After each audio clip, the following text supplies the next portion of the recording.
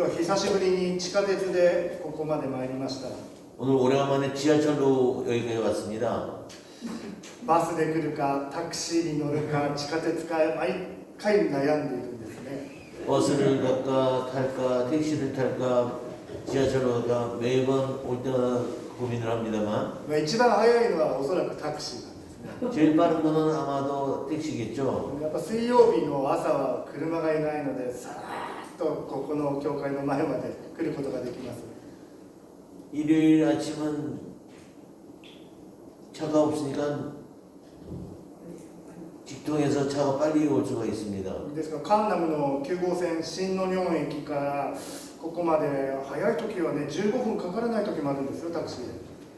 강남 신논현역에서 택시를 타면은요 15분이 안 걸릴 때가 있습니다. 今日は反対に45分くらい地下鉄でかかりましたね。 오늘 지하철 타니까 45분이나 걸렸어요. 今日はどうしても地下鉄に乗ってみたいと思ったんです。 오늘은 지하철을 타고 싶었었습니다. それは新分担線がですね新佐駅まで開通したからなんですね。 이건 신분당선이 개통을 했습니다. 오늘 やはりとても便利になったんじゃないかなと私は思います。 굉장히 편리해졌다고 생각을 합니다만 ですからそのルートでですね、地下鉄に乗って来ようと思ったんですが、 그 루트를 이용해서 오려고 생각을 했습니다. 思いのほかちょっと時間がかかってしまいました。 생각보다는 시간이 더 많이 걸렸습니다만 出発する前にちゃんと携帯でですねどれが早いか検索しておけばよかったんですが、 출발하기 전에 무엇이 빠른가 하고 좀 검색을 할 걸 그랬죠. そういうことですね。朝だからちょっと忙しくて地下鉄と思ったんですけど今日はいまいちでした。 근데 바빠서 그냥 지하철로 가자 하고 왔는데 뭔가 잘못한 것 같습니다. それより一番びっくりしたのは今日はですね地下鉄の中である衝撃的なシーン光景を目にしました。 근데 오늘 지하철 속에서요 놀라울 광경, 쇼크적인 광경을 목격을 했습니다. それは一人の男性が、その私の座っている車両に入ってきたわけです。 어떤 한 남자가 제가 타고 있는 차량을 으로 들어왔습니다. その方のですね、多分左足が義足であったわけですね。 그분의 왼쪽 다리가 의족이었던 것 같아요. でその本当に義足と杖で歩いていらっしゃる方でした。 의족이랑 지팡이로 걸어 다니시는 분 같았는데요. で多分この人はおそらく教会に行くんだなと思われる立っていた黒人の前に彼が来ました。 근데 그분이 아마 이분 교회를 가시는 분이 아닐까 하는 부인 앞에 섰습니다. そしてですね、いやちょっとおばさんお腹減ってるんでちょっとくれないかってこういうふうに言ったんですね。 그러고서 그 아주머니에게 아줌마 배가 고픈데 뭐 좀 주시지 않을래요? 그런 얘기를 했습니다. でちゃんと財布から出して、何かお渡ししていましたおばさんが。 그 여자분은 지갑에서 뭘 꺼내서 전담해 줬습니다. ですぐまたちょっと先でも同じようなことを言ってまた女性の方で今度は携帯電話のケースからちょっと現金出してあげてたんですね。 또 다른 여자분한테 가서 또 똑같은 행위를 하니까 그분도 지갑 안에서 뭔가를 꺼내서 전달해 줬습니다.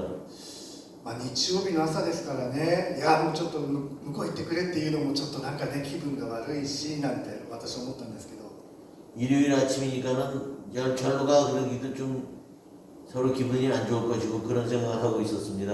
もしカンナム駅の出口に昼間ずっと立っていてもあまり人はそうやってお金くれないんじゃないかなと思うんですよね。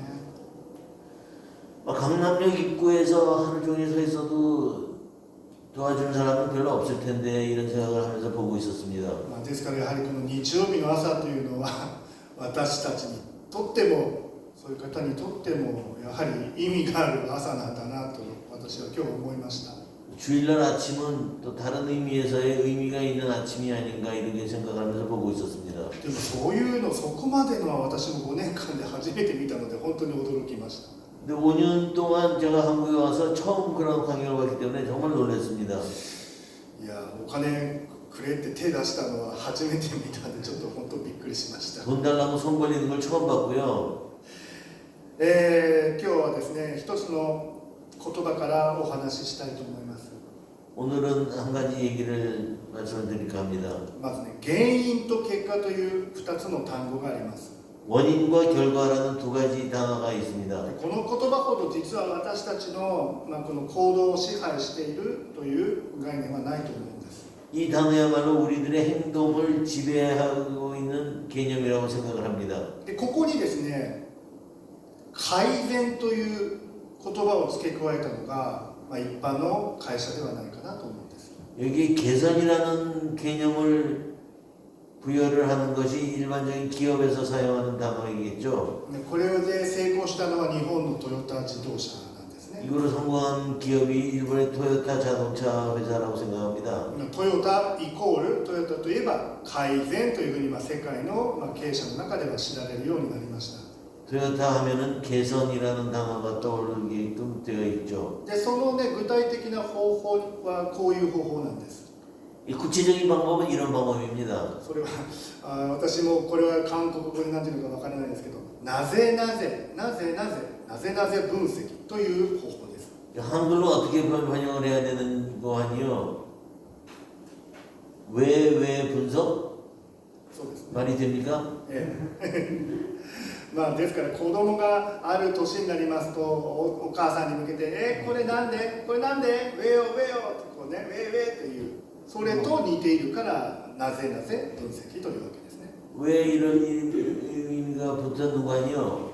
아이들이 자라나면서 엄마에게 왜 이래 하고 자꾸 물어보잖아요. 거기서 같이 따온 말이라고 생각합니다. 私は子供がいないから実際に体験したことがないんですけども、 저는 애가 없어서 실제로 경험한 적은 없습니다만은 日本の私が働いている教会は幼稚園も一緒に経営していますので、 제가 일본에 있었던 교회에서는 유치원도 경영을 하고 있었기 때문에요. そこにはいるんですね。やっぱりなぜなぜ先生なぜと言っている子供たちがたくさんいるんです。 선생님 왜요 하는 아이들이 정말 많이 있었습니다.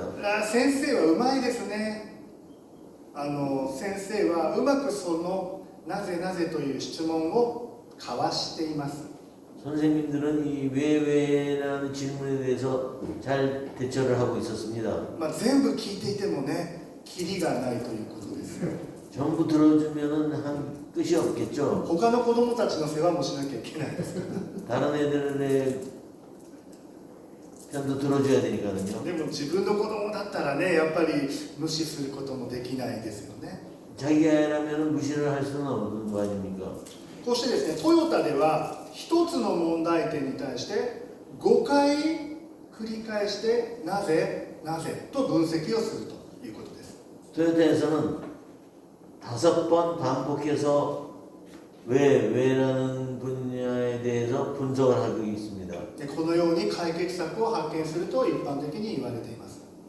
그래서 이런 해결책을 나간다고 생각을 하고 있습니다. で今日の8章1節でコヘリトは私たちになぜなぜなぜと聞いているんですよ。 오늘 8장 1절 전도서 8장 1절에서는 우리들에게 이런 왜냐는 질문을 시작을 하고 있습니다. それは1節にこう書いてます。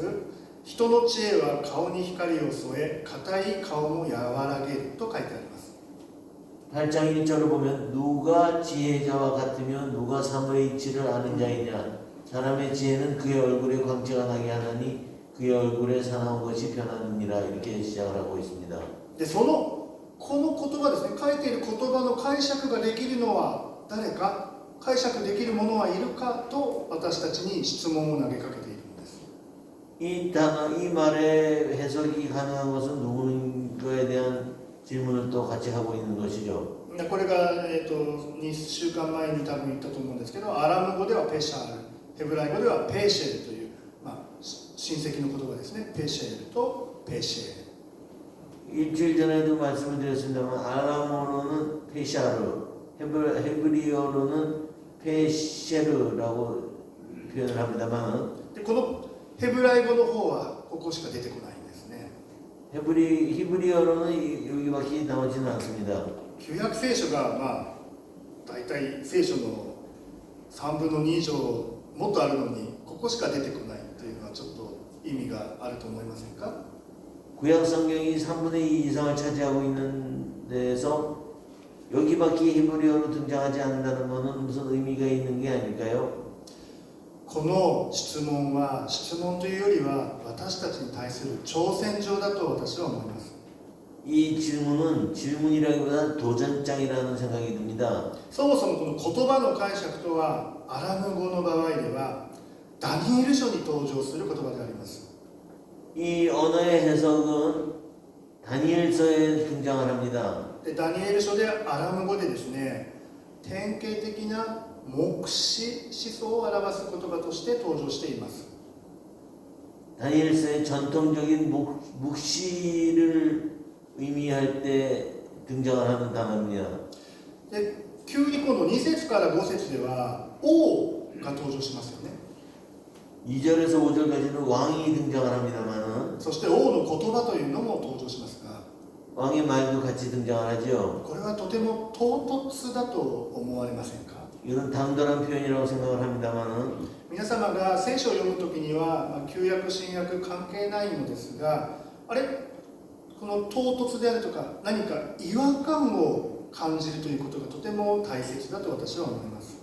여러분들이 성경을 읽으실 때 당돌한 표현이라고 할까요? 위압적인 표현이 나올 때가 있습니다. ですからあまりこのスラスラスラスラスラスラと読んでいくと、その聖書が私たちに時を超えて語りたいことをちょっと読み飛ばしてしまう時もあるかもしれません。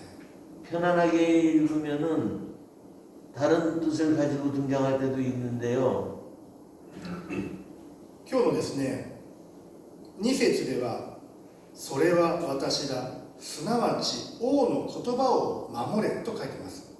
오늘 2절에서 보면 내가 권하노라 왕의 명령을 지키라 이미 하나님을 가리켜 맹세하였음이니라 이렇게 써 있습니다. そして王の服従を命令しているわけです。王への服従を命令しています。 그래서 왕의 복종을 명하고 있죠. しかしコヘレトは、この伝道者ですね、はそのような人であったでしょうか？ 근데 이 전도서에는 어떤 의미를 가지고 있을까요? そうではないと思います。 그렇지는 않다고 생각합니다. 今日まで1章1節から8章まで読んでいる中で、王の命令を守れ、守らないとこうだぞ、そういうふうなことを強要するコヘレトはそのようなことを強要してはおりません。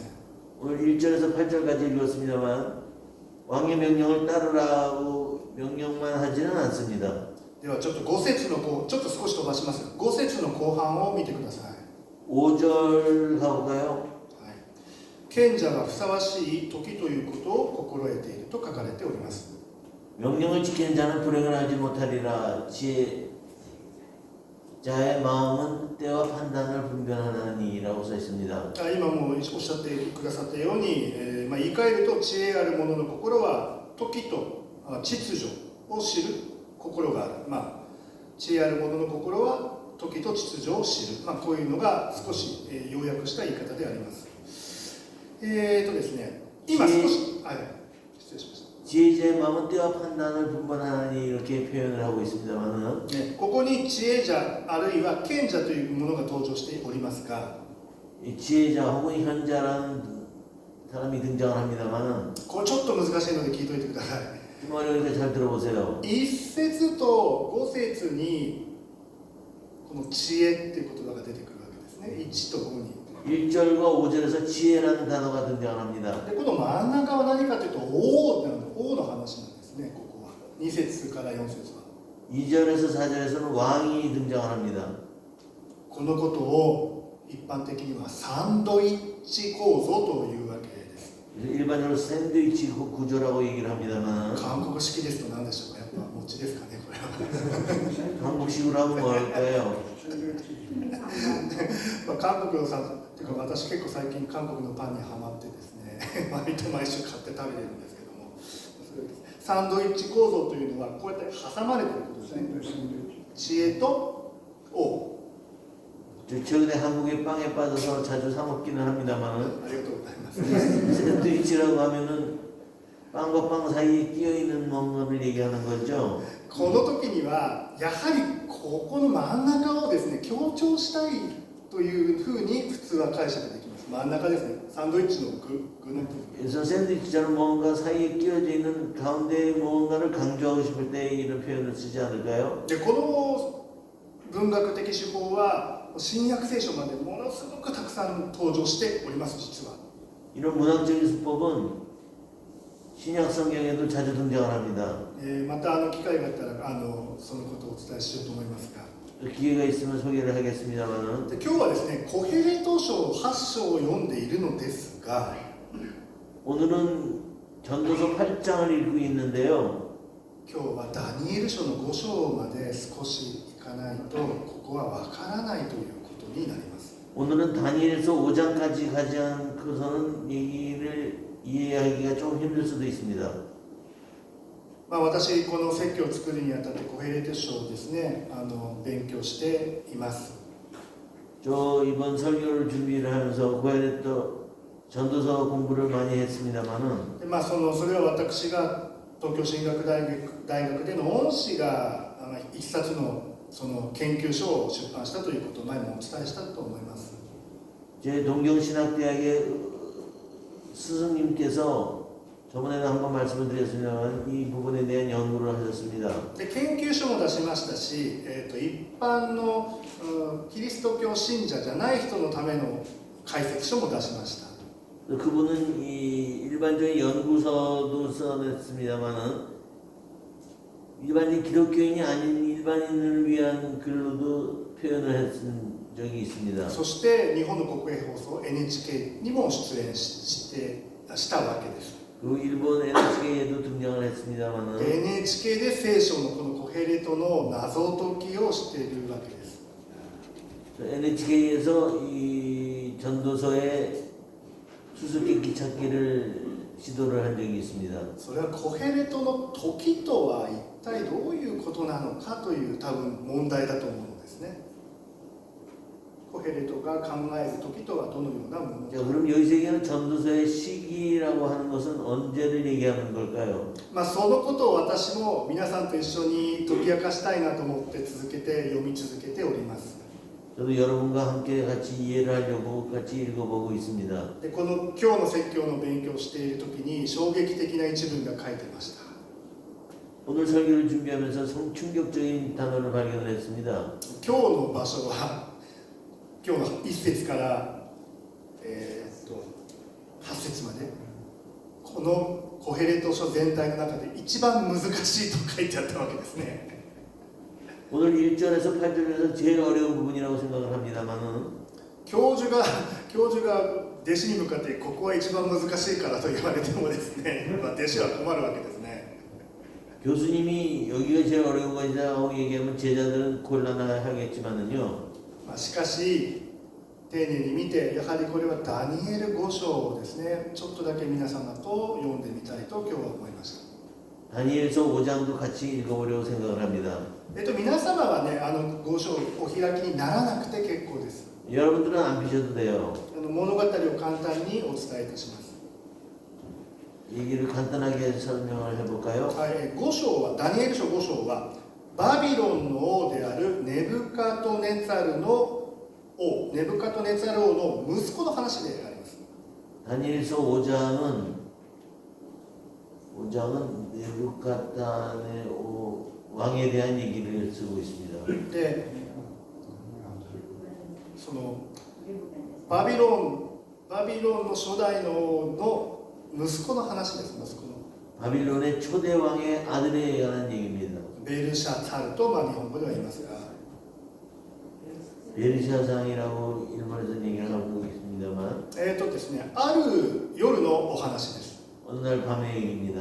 でお父さんですね、もう偉大なお父さん、父王という言い方でよろしいでしょうか。父王がエルサレムの神殿から略奪してきた神殿で使う祭具ですね、礼拝する時にこの祭具というものがあるんですが、それを使ってお酒飲んで宴会をしていたという話です。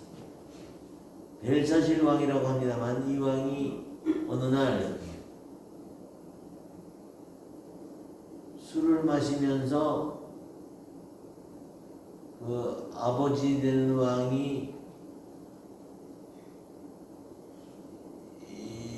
이런 연애를 벌이고 있었습니다. そのエルサレムの神殿から奪ってきた、まあ、 사이다를 가지고 대고 술을 마셨다.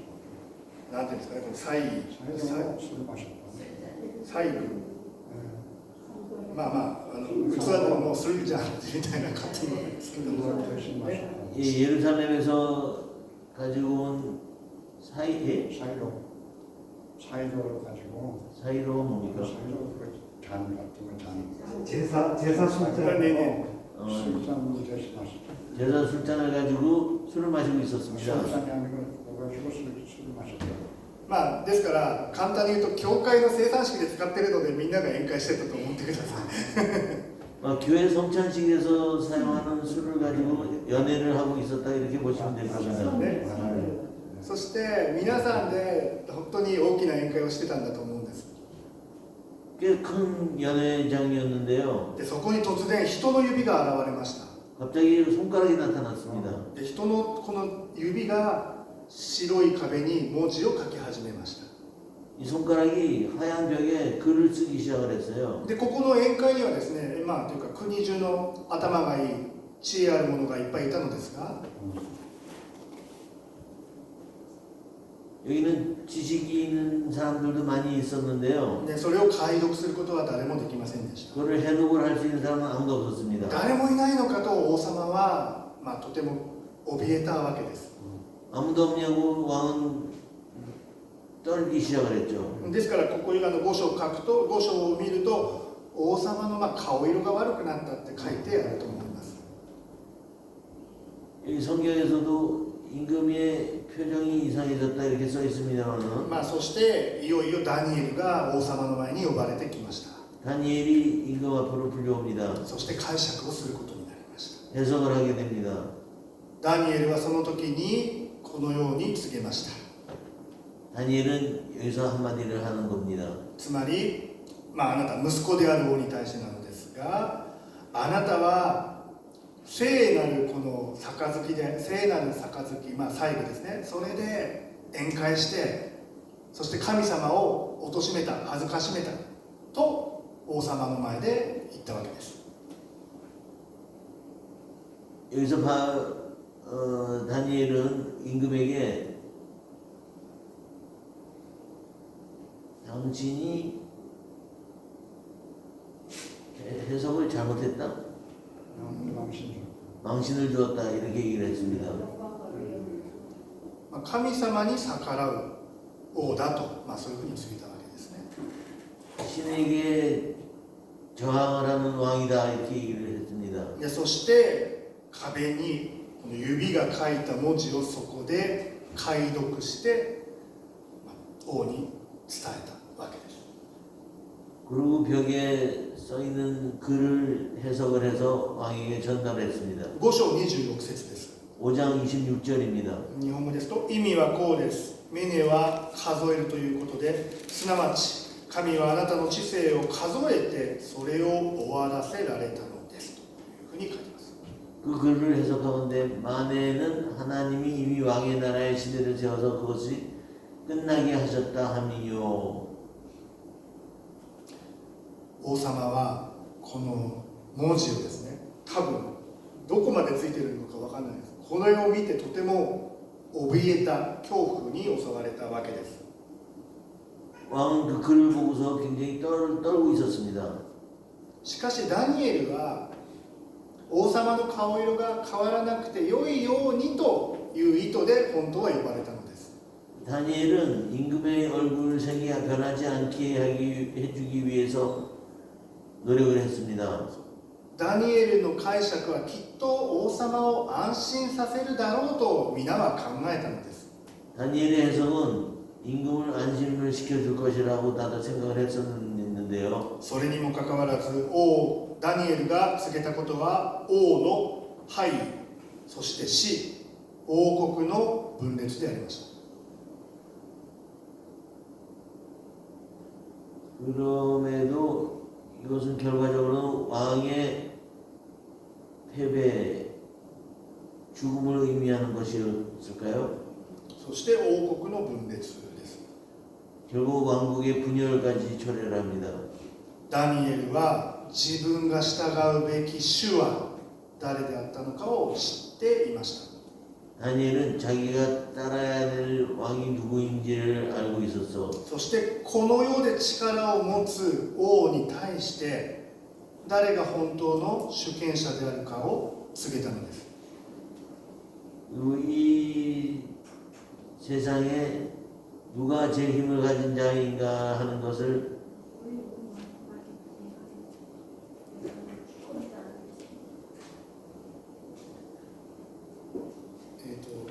「誰が本当の主権者であるかを告げました。 누가 주권자인지에 대한 것을 얘기를 하고 있었습니다. はい、でここからコヘレトに戻りますよ。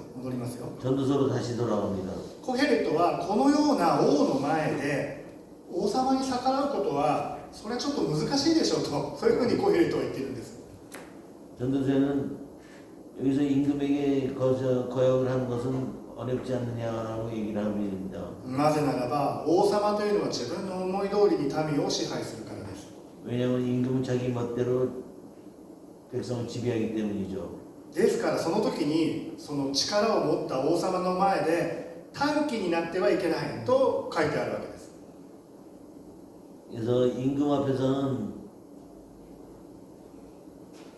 성격이 급해서는 안 된다고 생각을 하고 있었습니다. そしてこう自分が不快になってはいけないというふうに言っているわけですね。 자기가 불쾌해져서도 안 된다고 생각을 하고 있습니다.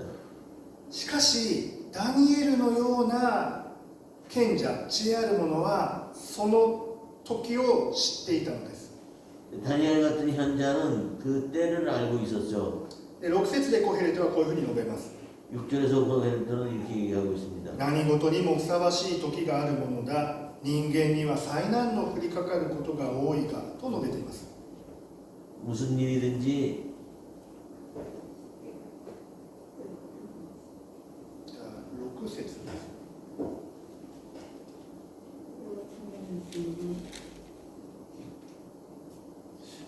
何事にも 무슨 일이든지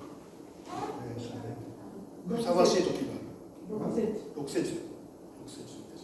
어쨌든 나이가 좀 상하실 때가 고헤레토 6장. 무슨 일이든지 때와 판단이 있으므로 사람에게 임하는 화가 심함이니라는 뜻인데요. ね、これがダニエルの黙示思想なのです。 이 다니엘의 묵시적인 시상입니다. すなわち、もう結論に今日入っています。すべての時、すべての事柄は神によって決定されているというのがダニエルの考えです。 모든 결론은 하나님에 의해서 결정이 되는 것이다라고 다니엘은 얘기를 하고 있습니다. そうです。一言で言えば決定論なのです。 한마디로 결정론이죠. ですから私が今日はタクシーではなくバスではなく地下鉄に乗ることは決定されていたということになります。 제가 버스를 안 타고 택시를 안 타고 지하철로 온 것은 결정되어 있었기 때문인 것이죠. 今日も楽しく、片道1万ウォンなんですね。1万ウォンなんですけど、1万ウォンでハンガーをファーッと渡るのは本当に気持ちがいいので、今日もタクシーでセミナー協会まで来て楽しくいい気分で説教しようと思っていたのです。 오늘도 사실은 편도 10,000원을 내고서 택시를 타고서 기분 좋게 달려와서 설교를 하려고 생각을 했습니다만 しかしそうではなく神様はちゃんと別のことをもう決定されていたということですね。 하나님께서 다른 길을 준비를 해주신 것이죠. であるから当然時間がなくて教会まで走る駅からカンファムの駅からここまで走るのもそれも神様が決めていたと。 강남역에서 여기까지 달려온 것도 하나님께서 정해주신 것이라고 생각을 합니다. そしてエレベーターが来ない、10階まで行きたいのにエレベーターが来ない、ドキドキするのも神様が決めていた。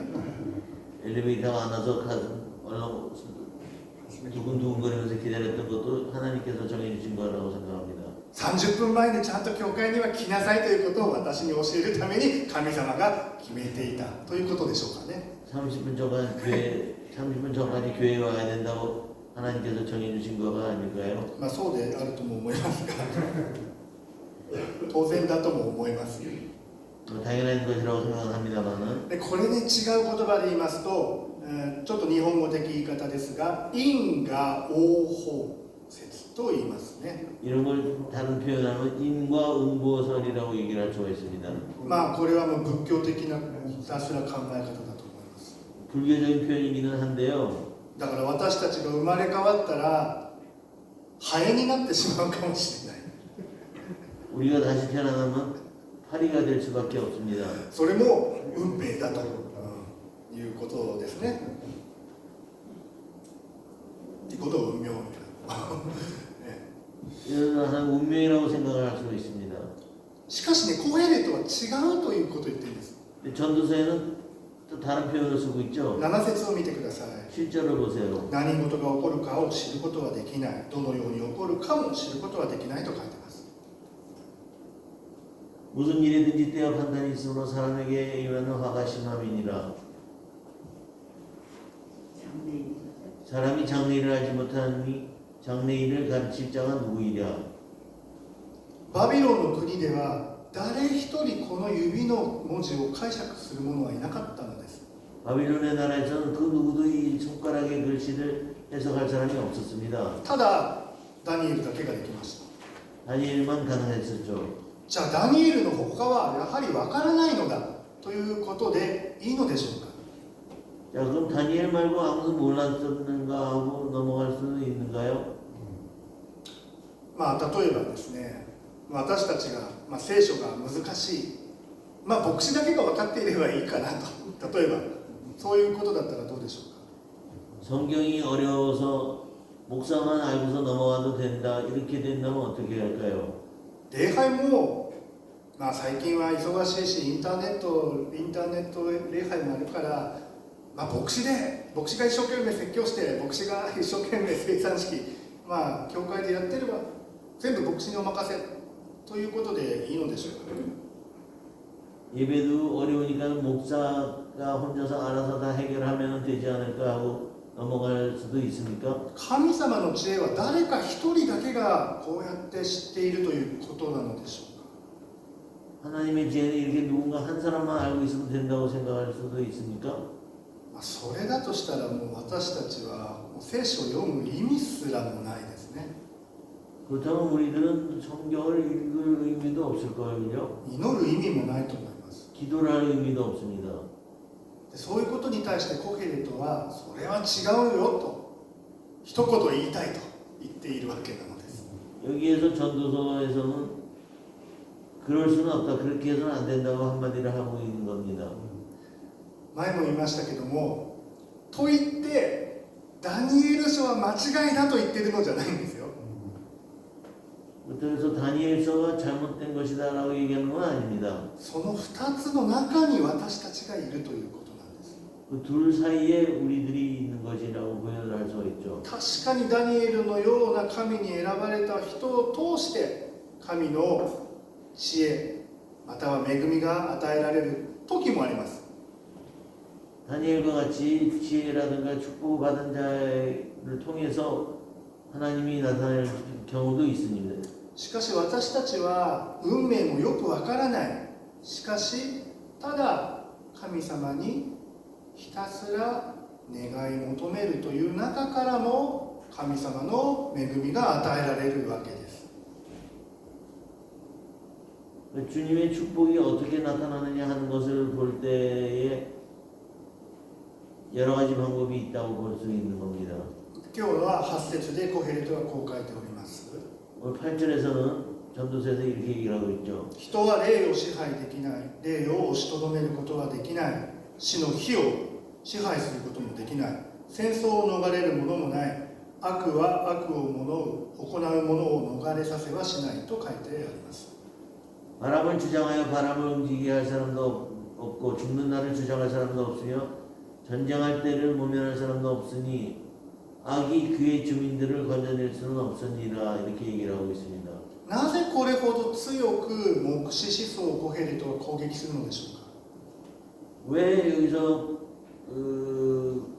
전도서에서는 이렇게 강하게 이런 주장을 하고 있을까요? それはですね、さっき言いました因果応報とは、私たちが現実を見なくなるその危険性があるからです。 이 은과 음보설에서 현실을 직시하는 것을 강조하기 때문이 아닐까요? そうです。直視しないで、逆にですね、本当は私たちの目の前に喜びがあって、で今日私が朝起き、地下鉄の中であったちょっと足が不自由な方のそういう現実もあって、この目の前に喜びも悲しみも苦しみもある、これが生きているということなのです。 오늘 아침에 지하철에서 본 것 같은 그 환경을 보면서 살아있는 것, 현실을 직시를 하는 것이 무엇인가 하는 것을 다시 생각해 본 것입니다. 自分が見たいところだけを見てこっちは見ないというのは、それは生きている中では少しバランスが悪いと思われませんか？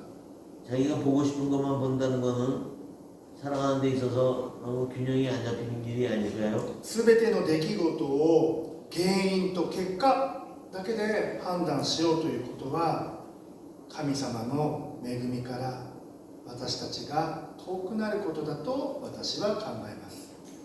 모든 것을 원인과 결과를 가지고 판단을 하고 보는 것이 사물을 대할 때의 중요한 부분이 아닐까 생각합니다. 今日は最後に新約聖書マルコの福音書の言葉を聞いて終わりたいと思います。 오늘 마지막으로 마가복음을 가지고 마무리를 하도록 하겠습니다. もうイエス様が十字架につけられて息を引き取られたところの場面です。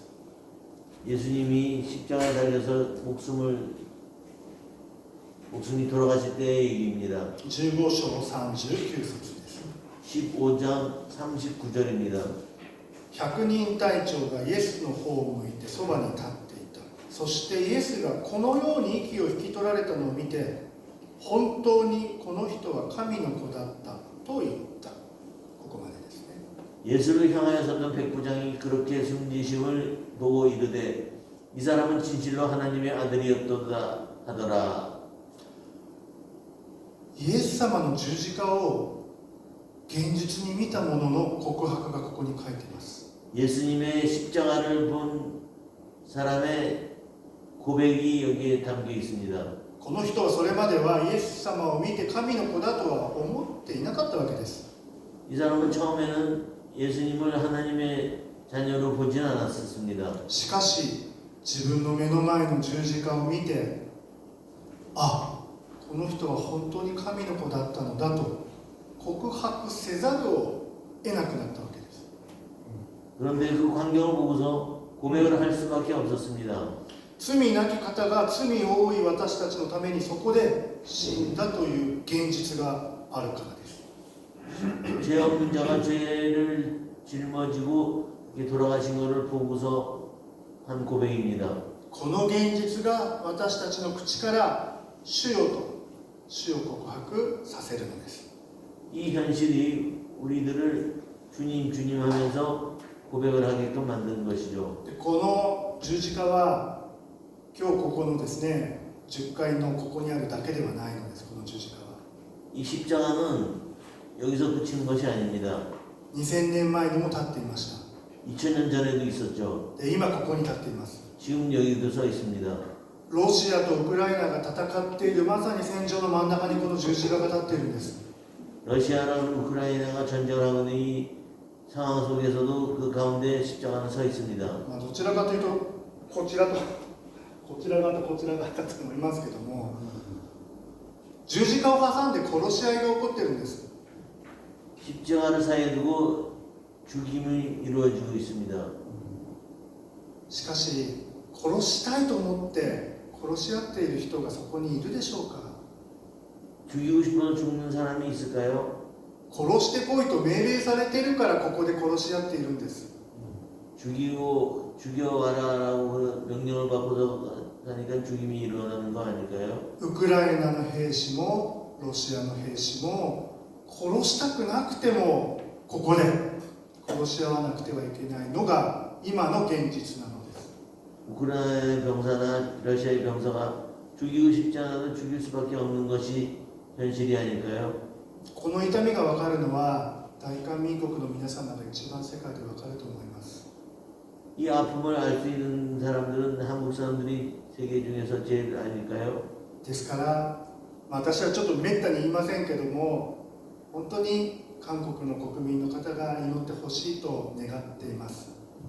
저는 정말로 한국 분들이 많이 기도를 해주셔야 된다고 생각을 합니다. しかしこの十字架が私たちを永遠の命へと招いています。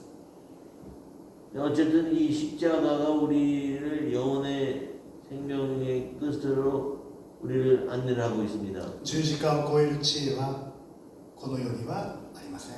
십자가를 넘어갈 사랑은 없는 것이죠. お祈りしましょ 기도하겠습니다. う。神様、今日の礼拝をありがとうございます。